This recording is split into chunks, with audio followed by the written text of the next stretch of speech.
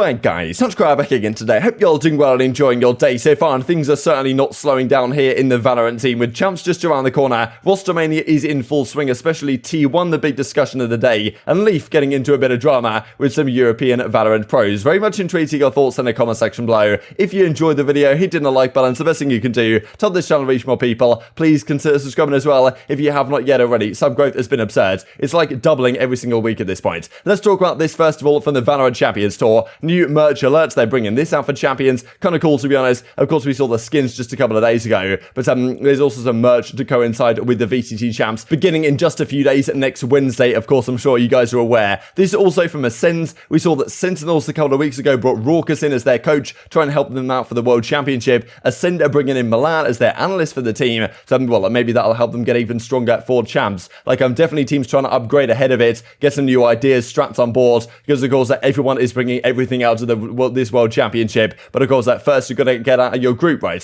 Which isn't always going to be so easy for some of these squads. I'm sure upsets are brewing, to be honest. And yeah, 16 teams, only 8 of them get out of the GSL style groups. Then there's that mad bracket, and well, the best team is certainly going to win at the end of it. There's no freebies in this one for sure. This also was announced yesterday. Kind of thought it might be that well, a stacked roster in terms of the talent for the World Championship. This is what you've got, of course. Yintu Dash, Sean Gares. Great to see Sean Gares here, to be honest. Like, a big fan of this guy's work. And well, all these other, I'm not going to read out every single name, but you guys can see if your favorite talent has actually made it to this one. And also, I'm pretty sure people said, or maybe it was mentioned on a Richard Lewis show that would just come out with Sean Gares, that he actually might be doing some casting with DDK for a little bit. That'd be really cool to see. Love DDK, big fan of him as well. So, well, certainly from the CSGO days and stuff like this. Did a cracking job at the major, all things considered as well, given that he's been spending most of his time in Valorant. But a potential casting duo there that we might get to see at least for a little bit of time. And yeah, pretty stacked lineup of talent, I thought, honestly, for this one. Relatively expected as well. This also then on the Valorant side, in the European Valorant scene, we do believe G2 are making a change. And well, Halo comes out right here with kind of he's now working for Decerto in a freelance capacity, discussing roster moves, and says, yes, G2 are going to bolster their Valorant roster with the giant trio that we kind of discussed a little bit ago. But this now does seem to be the case. The roster that they reckon it's going to be is Mixwell, Avova, Nuki, alongside Meadow and Hoodie. From that side, of course, Coldamenta and Kellogg's coming out of the team, and then Pipson as the coach coming in. So it seems like when Nuki said a while ago, we looked at it on the channel probably 2-3 weeks ago now, that there was definitely some internal conflict here, and there was 1 or 2 players in the team he wasn't happy with, and he basically gave an ultimatum to G2 and said, look, get rid of this guy or get rid of these guys, and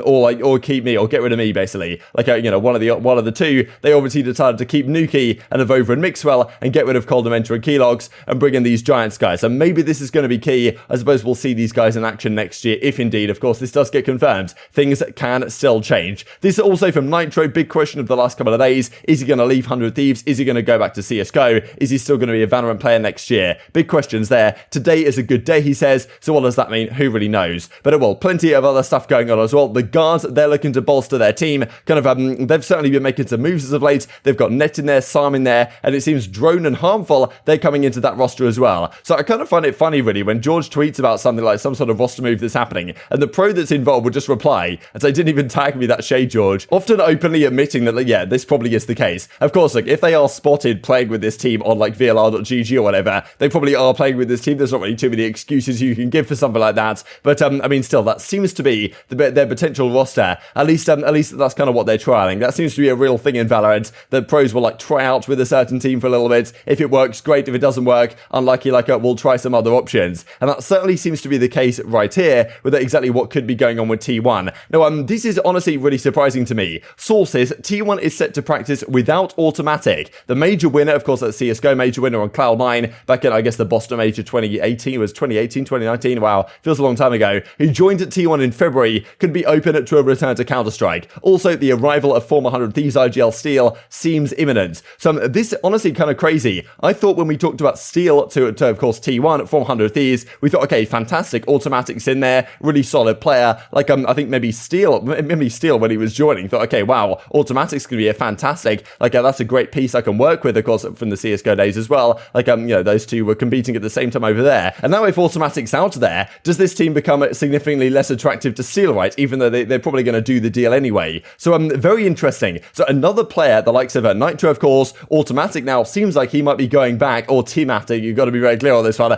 might be going back to Counter-Strike, which, yeah, maybe some sort of revival here of the North American Counter-Strike Counter-Strike scene, but still, there could be a lot of flip-flop between the scenes anyway. I guess there's just been quite a lot of traction around Counter-Strike since the major, of course, and well, this is what is said in the article. If you want to read the entire thing, I'll leave it for you guys, a link down below, of course. But yeah, Autimatic, who joined in February, will not be part of the upcoming practice sessions with T1. Spider, who's also kind of inactive on their team, he will also likely not be a part of the practice. He was linked to the guards, but hasn't been seen there in practice the last couple of days. Could be also further changes coming, with the roster looking to have a major overhaul at the start of next year. T1 have around 2 months to complete their roster, finalize any decisions made prior to the 2022 VCT. So apparently there could be a major overhaul next year, which that seems like a big surprise. This, of course, is their current team. They've got Curry there, Thwyfo, Skadoodle, Autimatic. The rumor had it Steel was just going to come in here and slot in quite nicely. Curry, who is kind of the IGL at the moment, he'd step into that kind of secondary role. Steel would come in as the IGL, and that's your squad of 5. But maybe that's not going to be the case. If Autimatic is gone, like, what does Steel want to do? Maybe you just say to Steel, look,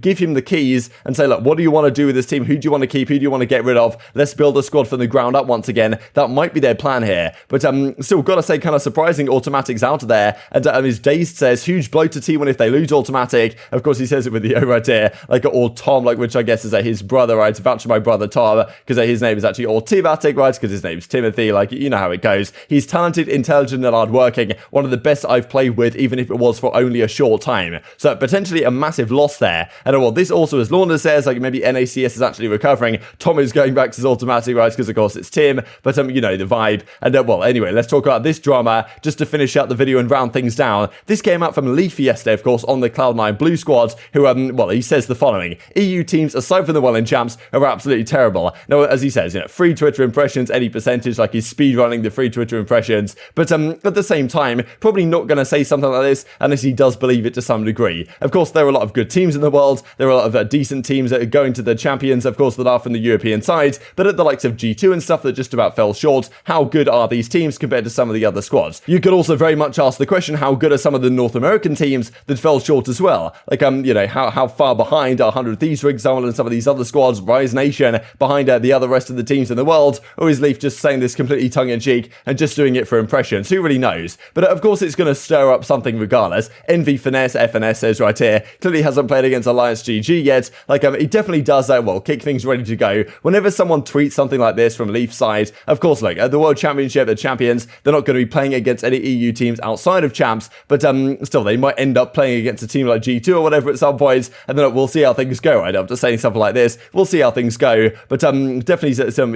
funny replies here, quite frankly. And then we get this also from Coco, like, he just straight up drops the clown emoji saying, actually, it's fake news, that, you know, these guys are way worse, because actually, as Nell points out right here, I guess that's why NA Valorant teams are trialing EU players, saying that actually a lot of the European teams that aren't at champs, a load of their players are actually better than a lot of the North American players. They're actually going to bring some of them over, which definitely an interesting concept if that is the case, that quite a lot of these guys from the European side that aren't at champions, they might be joining North American Valorant teams, like maybe because some of those guys are going back to CSGO, right, the likes of Autimatic. Maybe they need to replace some of those guys with some European players that, well, aren't on teams that are at champions. So definitely some massive questions still to be answered over the coming days. This also from Dephh I thought was funny. He just spins it on its head and says, you know, NA teams outside of the ones at champs, they're the ones that are awful. And, you know, he says he gets 3 cents per purchase if anyone stops by the champion store and cashes in. Of course, well, he's a player for Sentinels. There was this talk as well, if you guys missed it, the fact that, well, I thought this is funny, first of all, actually, from Asuna. Appreciate the support, he says. 100 Thieves, of course, not at the World Championship, but definitely some questions coming out as to exactly what 100 Thieves are up to right now. Hopefully, we'll get some more news on that relatively soon. We did, of course, discuss it yesterday. And as dapr says here, just to finish things out, if we win champions, Raucus said he would twerk during the winner's interview. He also said Raucus did, he's a man of his words. So we'll have to see if that happens. I suppose just another reason, if you're a Sentinels fan, to get behind the roster. But very much intrigued to get your thoughts on all this stuff in the comment section below. Hope you guys enjoyed the video. If you did enjoy it, hitting the like button tells the YouTube gods this is a good video. That looks like you should see it as well. And help grow the competitive Valorant community. Thank you much as always. Take care.